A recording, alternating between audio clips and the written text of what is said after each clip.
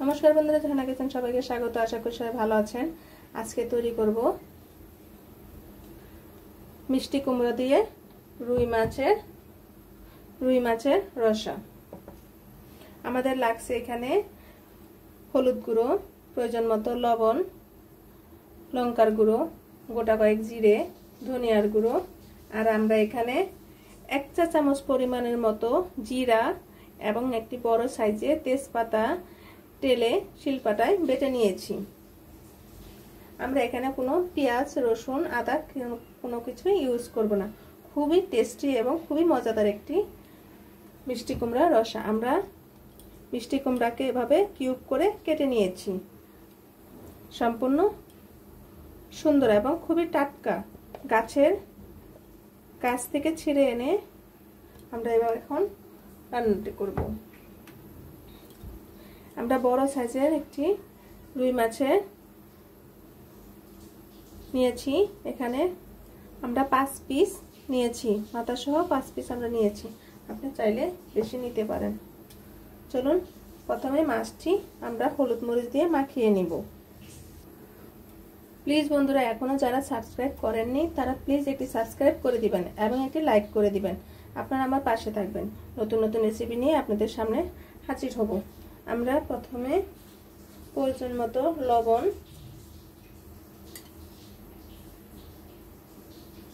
আধা চা চামচ পরিমাণের মতো লঙ্কার গুঁড়ো, আধা চা চামচ পরিমাণের মতো হলুদ গুঁড়ো দিয়ে মাছটি ভালোভাবে মেখে নিতে হবে। দেখুন আমরা মাছটি মেখে নিয়েছি। আমরা এখন মাছটি তেলে ভেজে নিব। আমরা কড়াইতে তেল দিয়ে দিয়েছি 2 চা চামচ পরিমাণের মতো। আমরা খুব সামান্য পরিমাণে একটু লবণ দিয়ে দিলাম যাতে মাছগুলো কড়াইতে লেগে না যায়। এখন খুন্তির সাহায্যে লবণটা তেলটা ভালোভাবে মিশিয়ে নিতে হবে। এখন মাছগুলো আমরা দিয়ে দিব।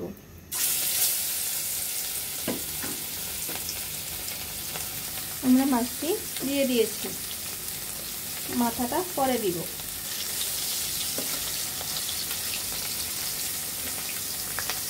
আমরা মাছগুলো এখন উল্টিয়ে নেব।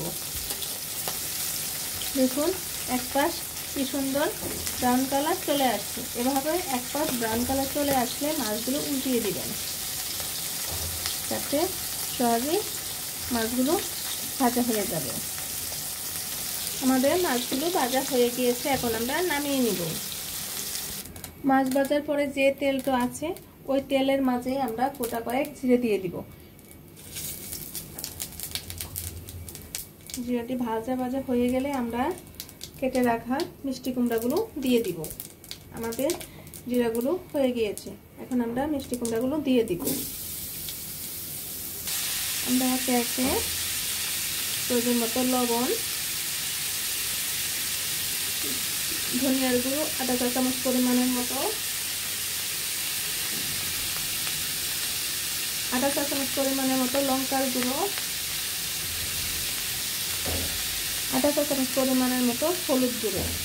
মিষ্টি কুমড়াতে খুব কম তেল লাগে এবং খুব কম মশলা দিয়ে মিষ্টি কুমড়াটি রান্না হয়ে যায় এবং খুবই মজাদার একটি তরকারি। যে মিষ্টি কুমড়া খায় না সে যদি এভাবে রান্না করে খান তাহলে সে আর কখনোই বায়না ধরবে না মিষ্টি কুমড়া যে খায় না। আপনারা অবশ্যই এভাবে রান্না করে খাবেন। এখন মশলাগুলো ভালোভাবে কষিয়ে নিতে হবে। একটু জল সামান্য পরিমাণে দিয়ে মশলাগুলো কষিয়ে নিতে হবে যাতে মশলাগুলো যেন পুড়ে না যায়।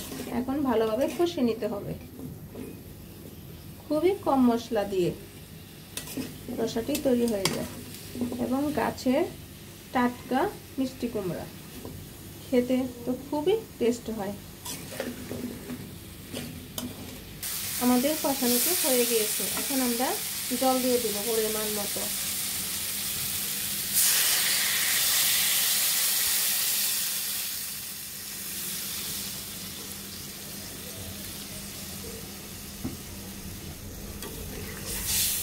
মিষ্টি কুমড়াতে বেশি জল তরকারিটা আঠালো হবে।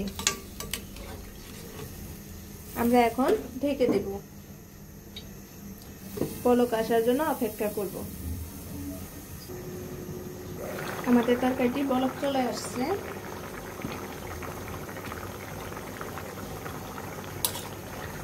এখন খুন্তির সাহায্যে তরকারিগুলো উল্টিয়ে নিব। দেখুন মিষ্টি কুমড়াটা খুব সহজেই গলে গিয়েছে।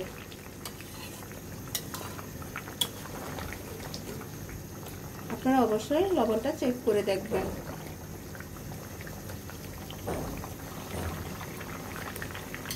আপনারা একটু করে আধা চা চামচ পরিমাণের মতো চিনি দিয়ে দিবেন, তাতে মিষ্টি কুমড়াটা তরকারিটা খেতে আরো বেশি টেস্ট হয়। আমরা এখন ভেজে রাখা মাছগুলো দিয়ে দিব।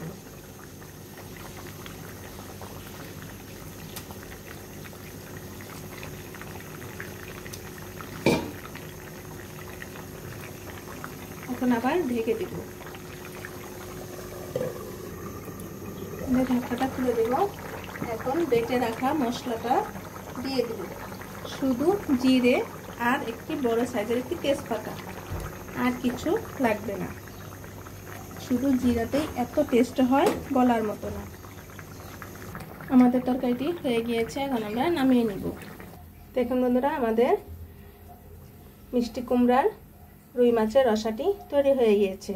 আপনারা অবশ্যই ভিডিওটি কেমন হলো অবশ্যই কমেন্টে জানাবেন। ভিডিওটি দেখার জন্য ধন্যবাদ। Thank you.